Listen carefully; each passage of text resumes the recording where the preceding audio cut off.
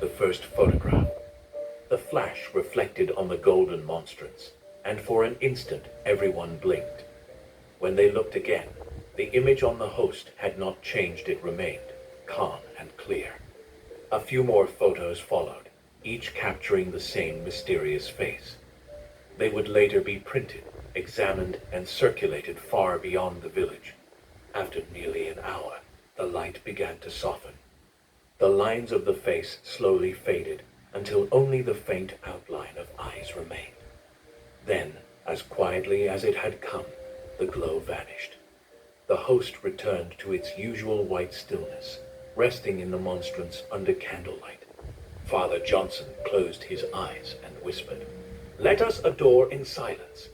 He has spoken without words." The congregation stayed long after the benediction. Some wept, others simply sat, too stunned to move. No one wanted to leave the place where heaven had brushed the earth. Outside, the rain began again, tapping softly on the church roof, mingling with the prayers still being whispered inside. Later that night, when Father Johnson reviewed the photos on the parish computer, he felt the same chill he had felt standing before the altar. The image was there, a distinct human face on the surface of the host, surrounded by a soft halo of light. It wasn't an illusion of candles or camera flash. It was visible in every frame. The next morning he sent the images to the diocesan chancery in Thalassery, attaching a brief report that ended with one line: "If this is what it seems to be, may it deepen our reverence for the Holy Eucharist." Within a week, church officials arrived to collect the host and the photographs for investigation. The people of Cana had returned to their routines, but the air in the village felt different. They spoke quietly, reverently, of what they had seen.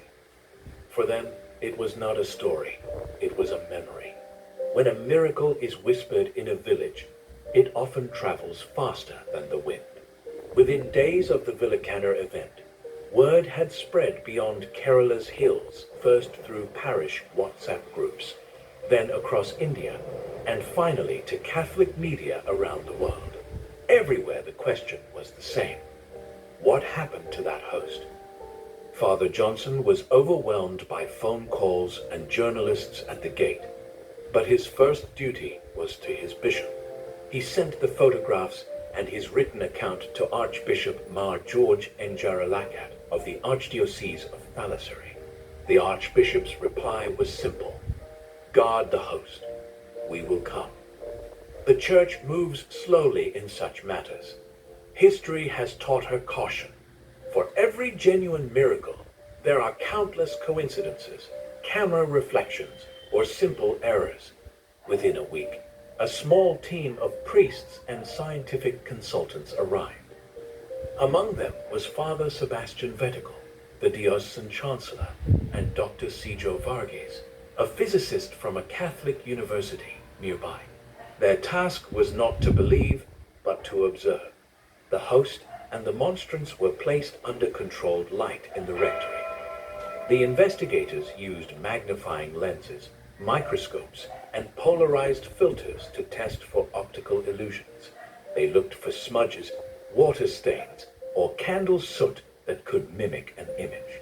But under every test, the mysterious face remained visible. It was not pigment, nor burn, nor reflection. In certain angles, it even seemed three-dimensional, shifting gently when the host was moved, as though the light itself carried the imprint. Father Johnson answered every question patiently. He described the sequence of prayers, the time of day, the number of witnesses. He never once called it a miracle. He called it a sign. The investigators took statements from more than 30 parishioners, including a Shah, her children, and the altar server Thomas. Each told the same story. They had seen the same face, at the same moment, under the same impossible glow. Weeks passed. The host was secured in a transparent reliquary and stored in the diocesan chapel under constant supervision. A team of theologians began studying the case, alongside the scientific findings. The process would take months. Meanwhile, pilgrims began arriving quietly, first from neighboring villages, then from distant parts of Kerala. They came not to gape, but to pray. At night, candles lined the road leading to the church. A small banner hung near the entrance. Adoration continues. Inside, silence. The miracle had awakened something deeper than curiosity. It had revived devotion. By mid-2024, the Archdiocese of Thalassery submitted its full dossier to the Dicastery for the Doctrine of the Faith in Rome, the Vatican department that examines such phenomena.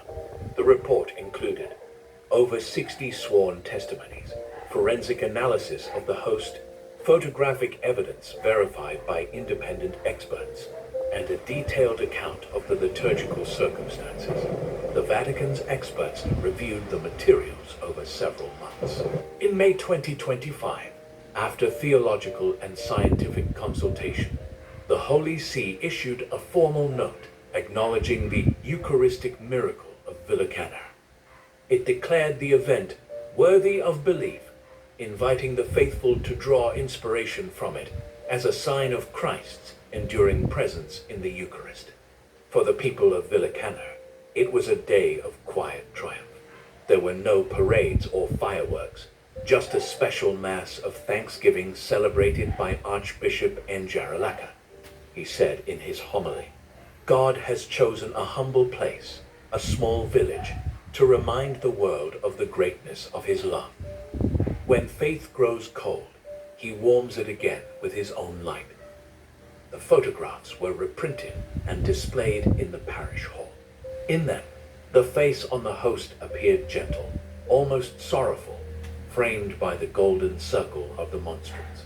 The Vatican's recognition drew pilgrims from across India.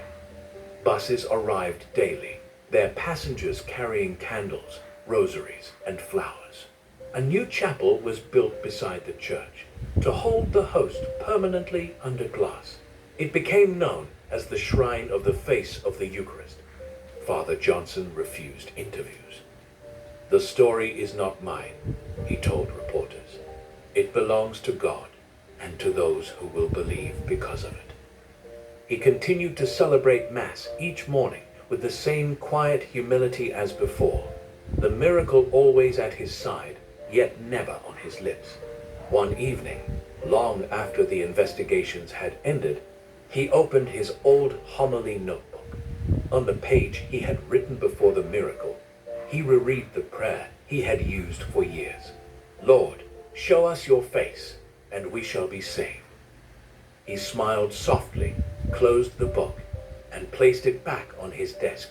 Sometimes, he thought, the Lord answers prayers word for word. On a quiet evening nearly 2 years later, F.R. Johnson locked the church after the last group of pilgrims had left.